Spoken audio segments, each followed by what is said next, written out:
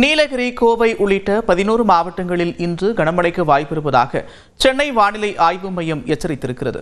வானிலை ஆய்வு மையம் வெளியிட்டுள்ள அறிக்கையில், தென்கிழக்கு அரபிக்கடல் மற்றும் அதனை ஒட்டிய லட்சத்தீவு பகுதியில் நிலவும் ஆழ்ந்த காற்றழுத்த தாழ்வு பகுதி அடுத்த 24 மணி நேரத்தில் காற்றழுத்த தாழ்வு மண்டலாக வலுப்பெறக்கூடும் என்று தெரிவிக்கப்பட்டுள்ளது.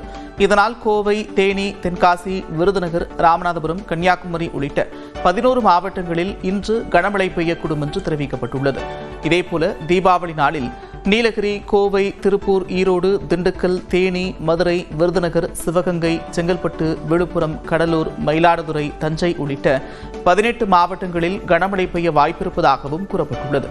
மேலும் நாளை மறுநாள் திருவள்ளூர், சென்னை, விழுப்புரம், செங்கல்பட்டு, கடலூர், மயிலாடுதுறை, நாகை மாவட்டங்களில் கனமழைக்கு வாய்ப்பிருப்பதாகவும் குறிப்பிடப்பட்டுள்ளது.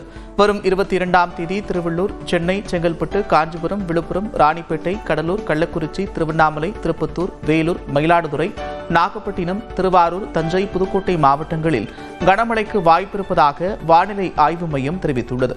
அதேபோல அக்டோபர் 23ஆம் தேதி திருவள்ளூர், சென்னை, செங்கல்பட்டு, காஞ்சிபுரம், ராணிப்பேட்டை, வேலூர் மாவட்டங்களுக்கு கனமழை முதல் மிக கனமழைக்கான ஆரஞ்சு நிற எச்சரிக்கை விடுக்கப்பட்டுள்ளது. மேலும் அக்டோபர் 24ஆம் தேதி வேலூர், கிருஷ்ணகிரி, திருப்பத்தூர் மாவட்டங்களுக்கு ஆரஞ்சு நிற எச்சரிக்கையை வானிலை ஆய்வு மையம் விடுத்திருக்கிறது. சென்னை, காஞ்சிபுரம், ராணிப்பேட்டை, திருவண்ணாமலை, ஈரோடு, நீலகிரி, கோவை மற்றும் தருமபுரி மாவட்டத்திற்கு கனமழை எச்சரிக்கை விடுக்கப்பட்டுள்ளது.